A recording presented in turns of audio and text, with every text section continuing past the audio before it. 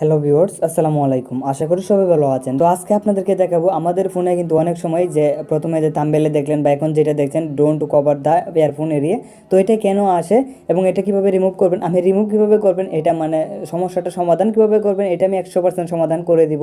কিন্তু আগে আপনাকে দুইটা কথা বলতে চাই, দুইটা কথা প্লিজ অনুগ্রহ করে একটু শুনবেন। এক হচ্ছে এটা আসার কারণ হচ্ছে আমাদের ফোন কিন্তু অনেক সময় পকেটে থাকে, এটা হচ্ছে একটা পকেট মোড, এটা হচ্ছে একটা পকেট মোড। এটা সাধারণত এমআই ফোনগুলোতে দিয়ে থাকে। এই পকেট মোডটা অটোমেটিক অনেক সময় চালু হয়ে যায় বা আমরা অনেক সময় ভুলবশত চালু করে ফেলি, কিন্তু পরবর্তীতে এটা আসার পর আমরা অনেকে বিরক্তি ফিল করি। এটা অফ করার জন্য আমাদের বারবার ভলিউম বাটনে প্রেস করতে হয়, তো এটা আমাদের অনেকটা বিরক্তিকর। তো এটা আমরা কিভাবে অফ করব, এটা অফ করার জন্য আমাদেরকে প্রথমে চলে যেতে হবে ফোনের সেটিংসে। তো আপনারা একটু ধৈর্য সহকারে ভিডিওটা দেখুন, আমি অল্প সময়ের মধ্যে ভিডিওটা শেষ করে দিব।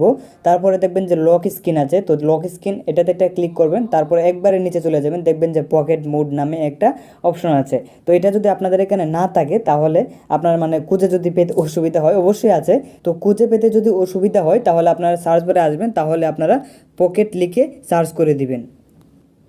তো পকেট লিখে সার্চ করলে দেখবেন যে পকেট মোড চলে আসছে। এটা সাধারণত এমআই ফোনগুলোতেই হয়ে থাকে। তারপরে এখান থেকে একবার নিচে যাবেন, গেলে দেখবেন যে পকেট মোড আছে, তো এটা অন করলে কিন্তু এরকমভাবে আসবে। আর এটা আমার এখানে অফ করে রাখছি, এটা আমারও একটা বিরক্তির কারণ ছিল।